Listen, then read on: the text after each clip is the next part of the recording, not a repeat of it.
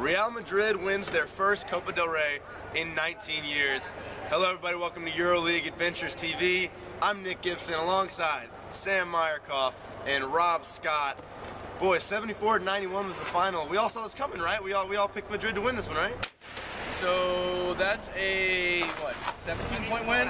Yeah. So I had Barcelona by 13, so I was only Barcelona by 13. 30 off. Barcelona I had Barcelona by 10. I had Barcelona by 3. I thought I was being really cutting edge, going with a very small win for the de facto home team. Not necessarily a home game, but the crowd was definitely in their favor. Even the neutral crowd not really going for Madrid. Yet Sergio Llull didn't care. 23 points for him, and then J.C. Carroll, no points in the first half, 22 in the second half. I asked him, he said, yeah, probably is the best half of basketball he's ever played. So Sam, I'll ask you first, why were we wrong? Why did Real Madrid win, and how the hell did they score 91 points on the Europe's best defense?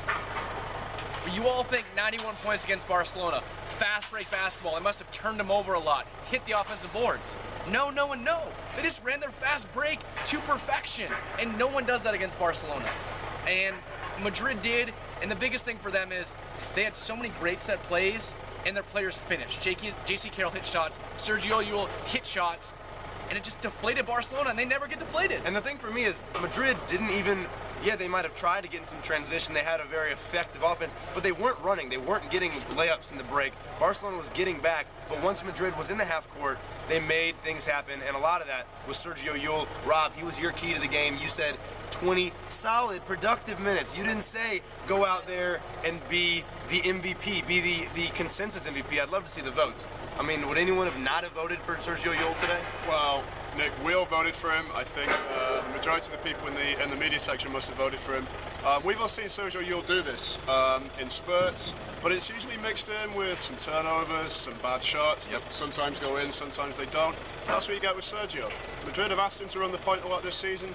They've shown him he wasn't even starting some games, some ACB, some EuroLeague games. Tonight, man, if he could play like this, like he does all the time, unstoppable. I mean, you're talking about one of the premier point guards in Europe. If he plays like this, or a version of this game, the rest of the time, or even half the time, this is the best I have ever seen him play. We've seen Madrid win running fast, and Pablo Lasso gets a lot of criticism, sometimes for not being able to adjust. And today, the ultimate adjustment, go against the ultimate grind-you-down team, a team in Barcelona that had not allowed an opponent to score 60 in the first 2 games this tourney, and now they give up 91. Boniface and Dong, after the game, put it quite simply. He said, yeah, we didn't defend that well, but they wanted it more. What went wrong with Barcelona, y'all? I mean, do you want to hit this first, Rob, or do you want to... Who wants to Barcelona? Who wants to kick them while they're down? Rob's yuling it and passing it off to me right now. Remember, we're in Barcelona, so keep it down. Go ahead. But for me, the whole team seemed like they were thrown off guard. Ison gets hurt in the first half, and he's a glue player for them. And then who's the other glue player for them? Huertas. Where was he? He sets up the whole offense. And because Llull was killing them, they had to bring in Sada for the defense. Then their whole offense got screwed up, and by the time Huertas got back in, his head wasn't in the game. Yeah. He wasn't.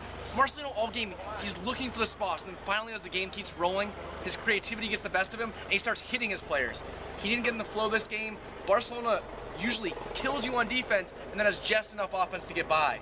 Tonight, if you're going to outscore them, then they had no idea what to do. Huertas, one of Europe's best point guards, only playing a few minutes tonight, really did get abused early on defensively.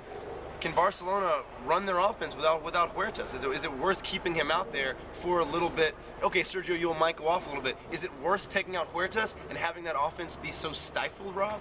I think it's worth keeping him in the game. Sada's defense really didn't make any difference to Llull. Llull didn't care who he was blowing by. He barely even noticed who was guarding him. Nobody could touch him tonight. But we've seen Barcelona win we saw them beat Kyle Labaral with Huertas playing 10-15 minutes, Sada playing 25. The difference tonight was that Nikola Mirotic absolutely shut down Erezan Welbeck in the first half. Welbeck could not get his mid-range, his post-game going, hit a few pick-and-pop threes in the third quarter and the fourth quarter to really bring Barcelona back into it in the third. But Mirotic's defense, you know, if that could be an NBA matchup in a few years, I don't think anyone would be surprised. Mirotic, fantastic defense tonight. And for the whole Barcelona offense, you say Lorbeck got shut down a little bit, and they've relied on him so much this Copa. Everything looked forced. Yeah. Nothing looks smooth. They usually are the best passing team you'll see. Erezan Lorbeck gets so many open shots created for him from everyone being such good passers, such good spacing. And then all of a sudden, everyone kind of freaked out, and Navarro started forcing drives, and the rotations got messed up. Vasquez wasn't playing really hard, and Barcelona, they don't get down by 15. No. They get down by 8, 10, No. a little bit. And then all of a sudden, it's the fourth quarter, you're down 15. They didn't know what to do. Because what it is, Barcelona doesn't gamble on defense, and that's why it's so great. And this time, they crossed that fine line of not gambling and rocking back on their heels. And when they did that, Madrid pushed, they pushed some more.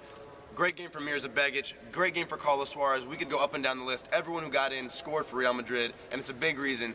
They went home with the win today, their first Copa del Rey championship in 19 years, everybody. A big thank you to Barcelona for hosting this. Big thank you to ACB for setting up. And I would like to thank Mr. Rob Scott for coming all the way down from London and joining us, man. Thanks for having me, guys. It's been a pleasure. Let's do this again sometime. How about Istanbul? You free?